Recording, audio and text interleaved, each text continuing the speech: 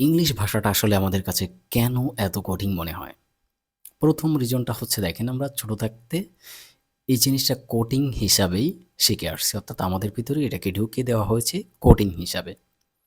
Second thing is that এটাকে আমাদের কাছে ইউজ করা হইছে একেবারে মানে পরীক্ষার একটা বস্তু হিসাবে।